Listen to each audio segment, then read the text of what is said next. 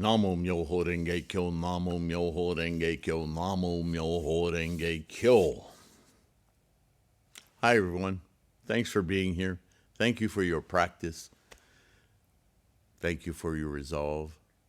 Thank you for liking and subscribing. Helps grow the Sangha. A little bit of Bodhisattva effort there.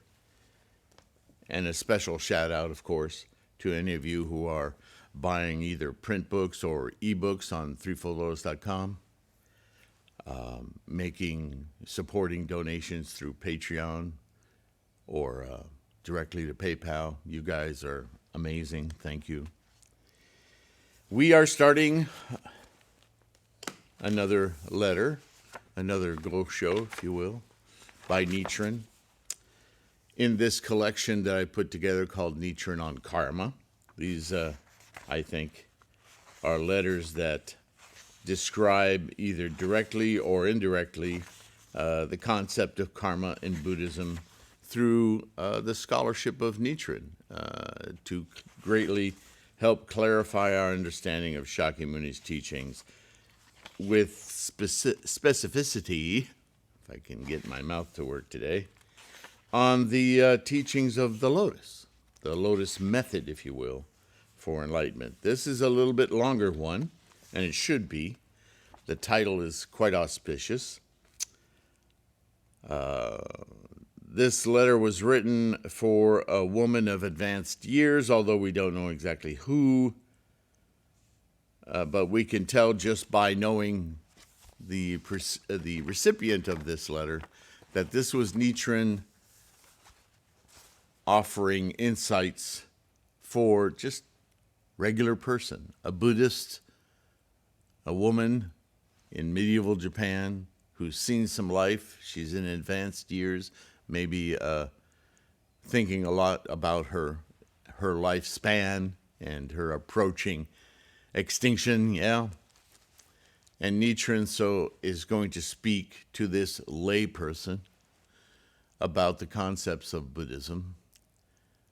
But the title, the Daimoku of the Lotus Sutra, which I imagine must be a Gosho I included in the other book called The Profound Meaning of the Daimoku. How could I not? Because this is specifically related to that.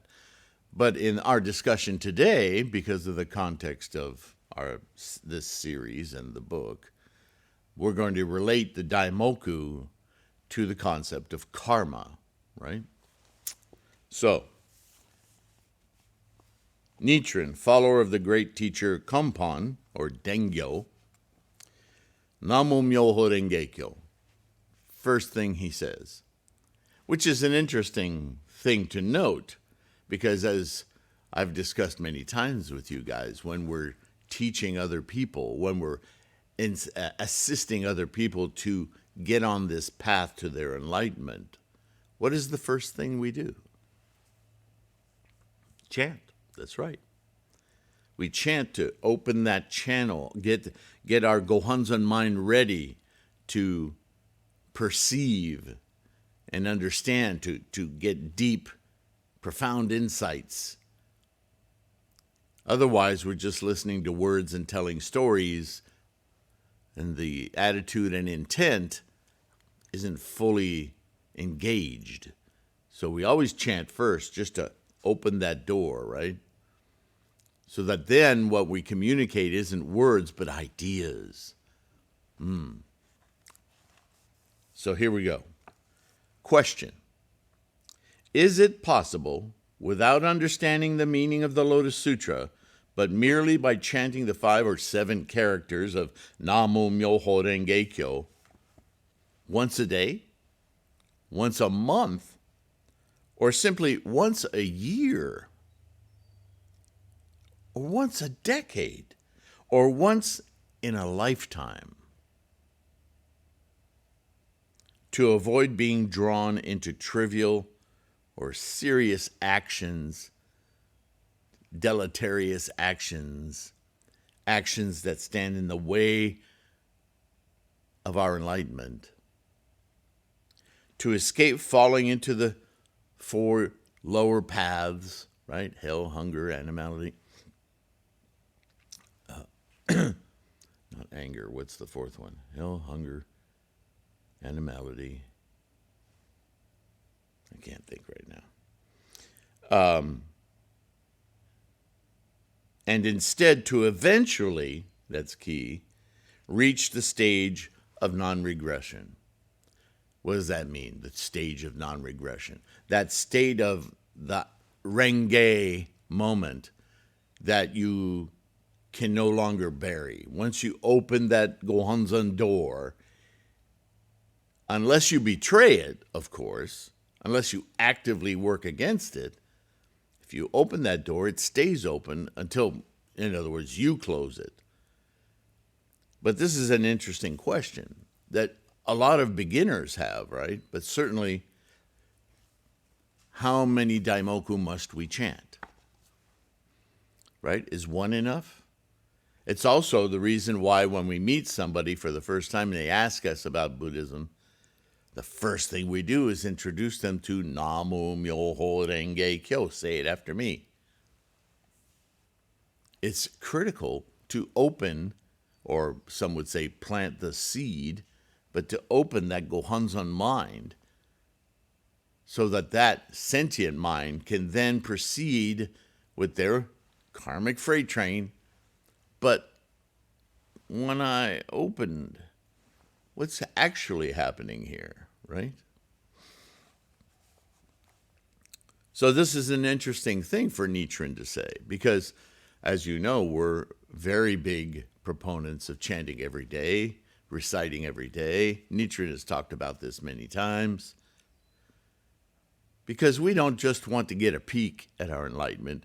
We want to kick that door open and be in our enlightenment all the time, right?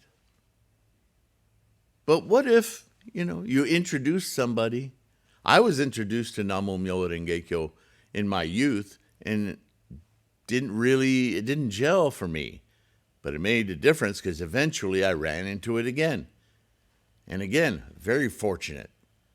But would I have run into it again and dove into it fully later in my life had I not been first introduced? We can debate that forever, right? So his answer to his own question, because he knows this woman, like anybody else who's a lay person who hasn't made that commitment to be a dedicated student, a monk. This is a very basic question. How much do I chant? And his answer is, yes, it is. Even if you just chanted once in your life, the potential, remember, eventually reach, the potential for your enlightenment is guaranteed. So in that answer, you can tell and you can sense that, oh yeah, it's that amazing. When you first kick that door and that resonance in your mind, it never goes away. But are you going to pursue it? Are you going to use that advantage to inculcate it into your daily life?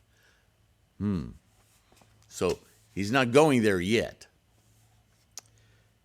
Follows it up with a second question. You may talk about fire, but unless you put your hand in the flame, you will never burn yourself. But if you burn even the tip of a finger, you'll remember that, won't you? You may say, water, water, but unless you actually drink it, you will never satisfy your thirst. You see what he's doing?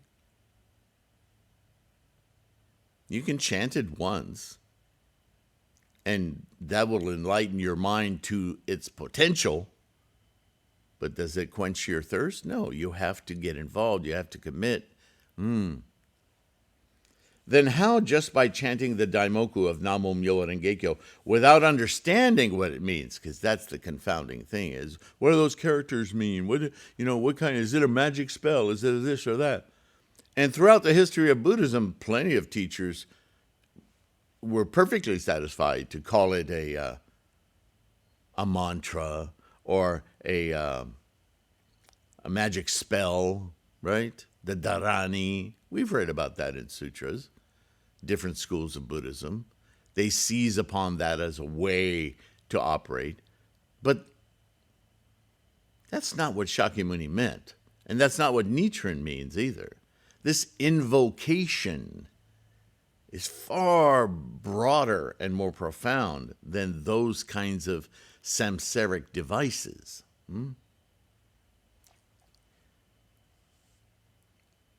If you can chant it without understanding it, can you escape from the lower paths of existence? Well, if you push that GoHonzon door ajar, notice he doesn't say you attain Buddhahood. He says you can.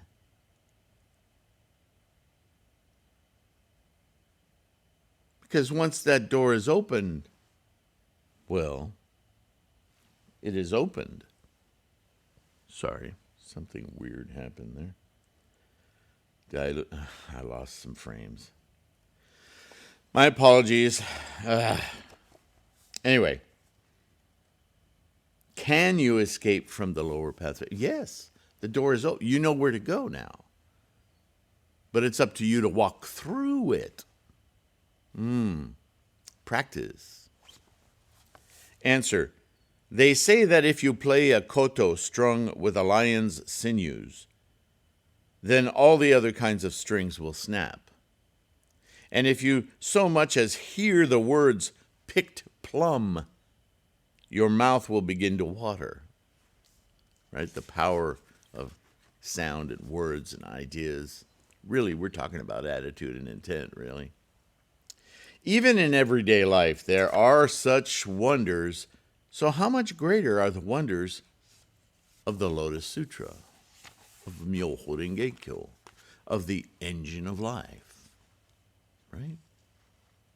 We are told that parrots, simply by twittering the Four Noble Truths of the Hinayana teachings, were able to be reborn in the skies and space, and that men, simply by respecting the three treasures, were able to escape being swallowed by a huge fish. How much more effective, then, is the Daimoku of the Lotus Sutra, which is the very heart of all the 80,000 sacred teachings of Buddhism and the eye of all the Buddhas. That's a very big sentence. How can you doubt that by chanting it, you can escape from the four evil paths? So here he's broaching that thing I was saying earlier, the profundity of these characters. They're not simply a mantra. They're not magic words. They are, in Nichiren's words, well, the Daimoku, the very heart of all the 80,000 sacred teachings of Buddhism and the eye of all Buddhas. What is the eye of all Buddhas? What do you think it is? I've talked about this before. The GoHonzon, the eye of the sentient mind. That, right? The opening of the eyes. Remember that Go show? The opening of the eye is Buddha-ness, the perception of the engine of life. It's always been here as long as the engine of life has existed. But if you don't see it, if you don't look that way, if a tree falls in the wood, does it make a noise if no one's around to hear it? What does it matter? Until you open that eye, that GoHonzon door, what's in there? Oh, now you get the picture.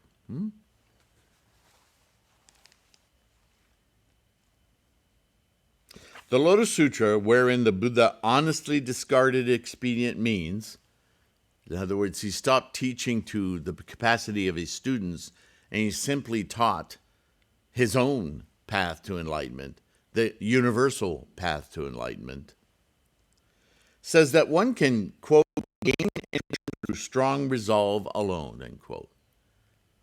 Right? The door might be locked. Just a visualization. Or might be stuck, hard to open. If you muster up enough desire, commitment, resolve, that door is going to open. One way or another, Namo Myoho Renge Kyo. Get the gummies out of your eye. Open that Buddha eye, yeah? And the Nirvana Sutra, which the Buddha preached in the Grove of Sal Trees on the last day of his life, states, quote, although there are innumerable practices that lead to enlightenment, if one teaches strong resolve, then that includes all those practices. What's a Western corollary? You can accomplish nothing without commitment. If you're resolved to accomplish anything in life, you can accomplish it. What obstacles you have, she has, we have, they have, they're all different, innumerable ways of gaining these insights. But if you're committed to gaining whatever it is, in this case, the insights of the Buddha eye, you're going to get there. That's the most important factor. If you're lackadaisical about it, then why are you're just wasting time.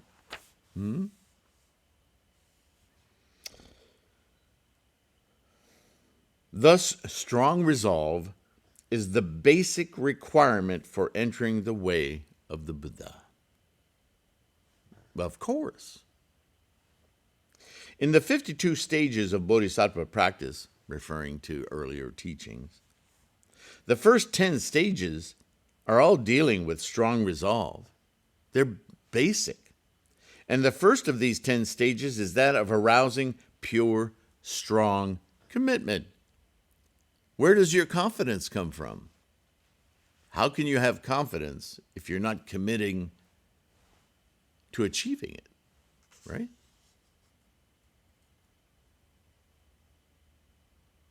Though lacking in knowledge of Buddhism, a person of strong resolve, even if you're dull-witted, is to be reckoned as a person of correct views.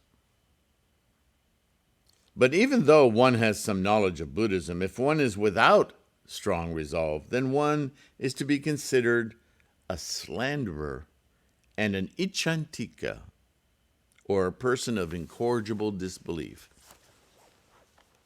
Or as I've said before, they're just playing at Buddhism. Oh, this is fun. Look, I can impress my friends with this little card trick I know. You ever heard Namo Myoho Renge Kyo? Say it. Yeah, it's cool. Even with that kind of terrible attitude, the Daimoku cracks that GoHonzon door. You don't know how somebody will receive it, even if the teacher is terrible. That's amazing, isn't it? The monk Sunakshatra observed the 250 precepts, mastered the 4 stages of meditation, and was versed in all the 12 divisions of the scriptures. And you can go to threefoldlotus.com and click on 12 divisions if you want a description of what that is. And Devadatta, famous Devadatta, memorized the 60,000 non-Buddhist teachings and the 80,000 Buddhist teachings and could manifest 18 miraculous powers of his body. So goes the history of Devadatta, right? And yet it is said that these men, because they had knowledge but no strong resolve, in other words, their head wasn't about enlightenment, right? It was driven by their ego. But that's another story, and we've talked about it before. They are now in the great citadel of the Avicii Hell, Where's the Avicii hell? Where's that citadel? It's samsara. It's the old life sucks, then you die. Well, yeah, that's the way you choose to live it. It's not necessarily so. It's a choice you made. What? Mahakashyapa and Shariputra, on the other hand, lacked knowledge, but they had strong resolve. And the Buddha accordingly predicted that they would become the thus come ones light bright and flower glow, respectively. The Buddha stated, quote, if one should harbor doubt and fail to believe, resolve, have confidence, one will fall at once into the evil paths. The moment you let doubt rule your thinking, then everything's an obstacle. The mind is a tricky, tricky thing. These words refer to those who have knowledge but are without strong resolve, confidence, commitment. And yet contemporary scholars ask, quote, how is it possible simply by chanting Namo Myoho Renge Kyo with a strong commitment, a strong resolve, but no understanding, to avoid the lower worlds, the experiences of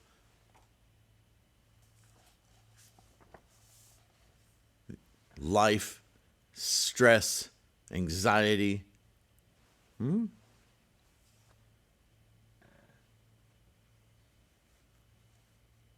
If we accept the words of the sutra, these scholars themselves can hardly avoid falling into the great citadel of the Avicii hell. Thus, as we've seen, even those who lack understanding, so long as they chant Namo Myoho Renge Kyo, can avoid these lower worlds, these lower paths.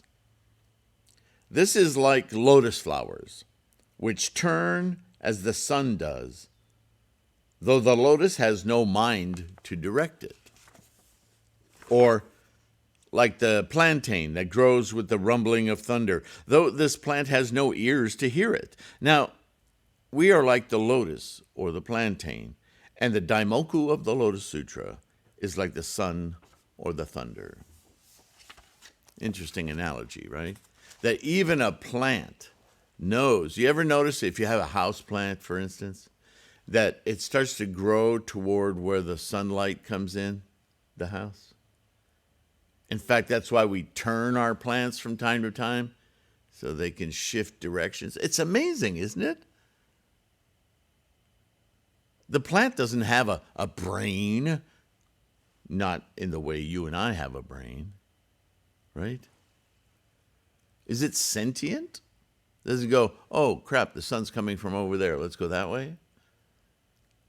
The very mechanisms of life that are instantiating moment to moment to moment in that plant, in you and I, we have a tendency, we have a built-in momentum toward life. Pure life, the engine of life, moment to moment to moment. Our brain may be busy identifying and collecting data about our environments and totally unaware of the sunlight. But the daimoku, like the life-giving perception, the open eye, the Buddha-ness, whether we're ignorant of it or not, draws us along. It's our momentum. Whether we're aware of it or not, that's what life is. So if you chant the daimoku and open that GoHonzon door, even a crack, aren't you going to grow that way? Without even knowing, your life momentum is like, you're over there. Like a plant following the sun. It's an interesting analogy, isn't it? The daimoku of the Lotus Sutra is like the sun or the thunder, the thing that drives the plantain or the sunflower or the lotus, yeah? People say that if you tie a piece of living rhinoceros horn to your body and enter the water will not come within 5 feet of you. They also say that if one leaf of sandalwood tree unfurls, it can eradicate the foul odors of the aranda tree for a distance of 40 yohana. In this case, our repercussions of karma may be likened to the aranda trees or the water, and the daimoku of the Lotus Sutra may be likened to the rhinoceros horn or the sandalwood leaf, right? We're drawn toward the influence, the word I'm always using. Karma's karma. It's energy manifesting from potential. And some of that energy is an experience that's, to us, negative. Negative because it stresses us out, it creates anxiety, it makes us feel unhappy, or it blinds us to our enlightenment, all of that. It's just potential. But when you're moving toward the sun and you use your momentum to influence that huge freight train of karmic momentum, you can mollify that. You can influence that. Toward, I hate to use the analogy because it's so hackneyed, but toward the light, if you will. Toward the engine of life.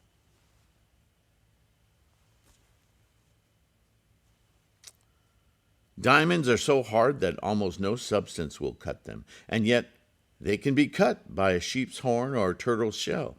The limbs of the nagoda tree are so stout that the largest birds can perch on them without breaking them, and yet they are vulnerable to the tailor bird, which is so tiny it could almost build its nest on the eyelashes of a mosquito. That's pretty tiny. Here are, this says evil karma, and it's so terrible to say it that way, isn't it? Our repercussions from karma that are negative, that are obstacles, is analogous to the diamond or the nagoda tree, and the daimoku of the Lotus Sutra to the sheep's horn or the tailor bird. Now, it'll penetrate any obstacle. It's just because everything is the engine of life, how could it not? Just logic here, yeah? Amber draws dust, and a magnet attracts iron particles.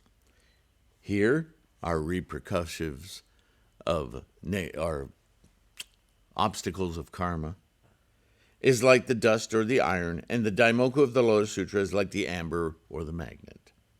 If we consider these analogies, we can see why we should always chant Namo Myoho Renge Kyo, right? Not just once, but in our process of life, we need to cultivate an open GoHonzon mind so that our Buddha-ness can become our primary observer rather than the monkey mind of samsara, totally preoccupied with things.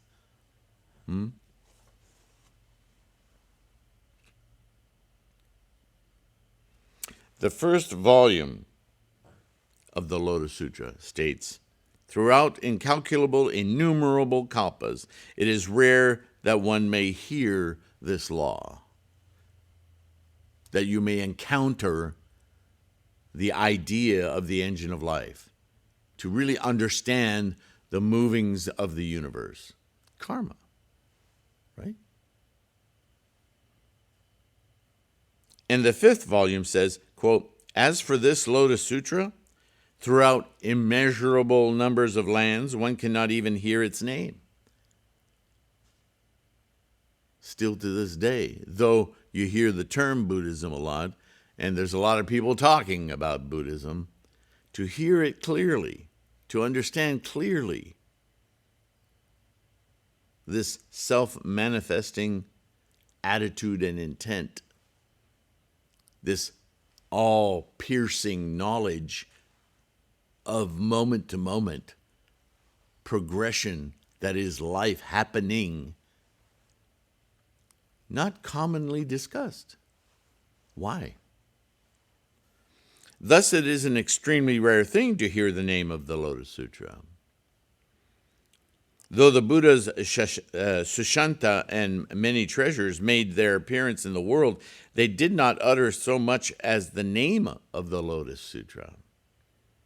And though the thus come one Shakyamuni made his advent expressly for the purpose of preaching the Lotus Sutra, he kept the name of that sutra a secret and never referred to it for a period of 42 years. The Daimoku, right? It was only when he reached the age of 72 that he first began to intone. We haven't seen that word before in these translations. Intone Myoho Renge Kyo. What does that mean? Intone. Say it out loud. Chant it. Sing it. Intone. Myoho Renge Kyo. That's what we do. That's what chanting is. It's singing. The power of the voice. You can talk about its frequencies, its the aspects of sound, hearing, the vibrations of the body, all of that. Just know that this invocation, this intonement, the Daimoku of the Lotus Sutra. However, the people of faraway countries such as China and Japan were unable to hear of it at that time, because he was talking about it in India, right? 2,600 years ago, 2,700 years ago. It was over 1,000 years before China heard so much as the name of the sutra, and another 350 or more before it was heard in Japan. Thus, encountering this sutra is as rare as the blossoming of a dambara flower, which occurs but once in 3,000 years, or the one-eyed turtle finding a floating piece of sandalwood, which happens only once in innumerable boundless kalpas, right? That story of the turtle in the sandalwood log. Suppose one were to place a needle in the earth, point up, and throw down tiny mustard seeds at it from the palace of the great king Brahma in the skies and spaces. One could sooner impale a mustard seed on the point of that needle in this way than encounter the Daimoku of the Lotus Sutra, reminding us of how fortunate we are to encounter it at all, let alone understand it. Or suppose one were to place a needle upright on the top of Mount Sumeru in one world, and then standing atop the Mount Sumeru of another world on a very windy day, were to try to cast a thread so that it reached the other mountain and passed through the eye of the needle. One could sooner thread a needle in this way than encounter the Daimoku of the Lotus Sutra. We don't think about it that way, because once you encounter it, you go, yeah, everybody knows this. Many people may have heard of it, but know it. And really, though we think of Buddhism as spreading broadly in the world, remember the Lotus Sutra is in danger of being lost. Lost not as a word, not as a name, but as a profound understanding. That's why this Sangha is so important, and your support is so appreciated.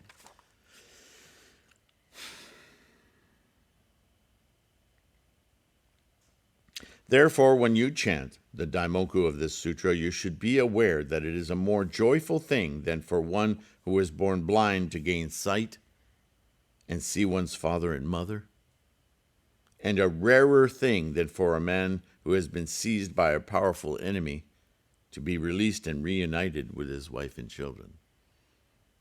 Right? We forget to appreciate. We forget to have gratitude for simply knowing the Daimoku, the entry for our mind to experience the engine of life.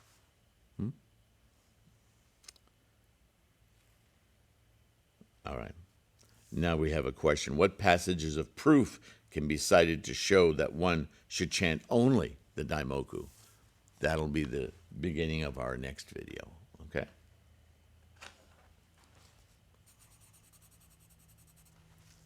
So, how we encounter this teaching, how we perceive this teaching, how do we build confidence in this teaching? These are all questions of karma. Right? Karma is energy plus action. We are action makers, action committers. Innately. So is everything else. Inaction, momentum. Nothing is static in the entire universe. You can't point to something. Now, we can have this delusion, this illusion, this functional illusion that I'm pointing directly at something, but the pointing and the something are moving. Everything is always in motion. The fact that we don't perceive it that way is the illusion that we seize upon to make us think, to fool ourselves, that we actually own, possess things. But we're moving through time-space at the same time, watching these instantiations moment to moment to moment to moment. I keep repeating that because you've got to get used to thinking that way. And the more accustomed you become to seeing, experiencing life that way, the more dislodged you are from your delusions of stuff, ownership, obsessing about things. Stop it. It's not useful. It serves no purpose because as you're doing, it's like words going, right? They're all going in the past, which is no longer valid. Not valid as an experience. It's a collected database of obfuscation. Namo Myo Renge Kyo. That's all. Life, amazing, happening, being. Thank you for being here. Thank you for liking and subscribing. Don't forget. Purchase some ebooks. Go to the website and get a bunch of free information. It's all there. Please ask questions. If there's some term that you're wondering about, that you've heard different stories about, you need clarification, email me, tlksylvain@gmail. And if it's a common enough question or a question that raises, oh yeah, we never talk about that, then I'll set to work on it. Give me a little time, and I'll create a video discussing it. I'll put up documents on threefoldlotus.com. Right? The whole purpose of this resource, the videos, the website, the books, the mandala, is to provide assistance to you and anyone you introduce to Nichiren's doctrine of Shakyamuni's Lotus Sutra Buddhism. Yeah? The scholarship, the correct transmission of Shakyamuni's teachings. Right? We say that every day in Gangyo. That's what this is about. Supporting your practice, your enlightenment, and the enlightenment of anyone in our environment. So thank you for making that happen. You're supporting that. I thank you. The words are so insufficient. Namo Myo Renge Kyo. Have a wonderful, safe day.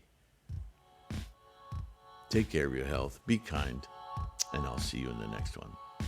All right. Bye for now.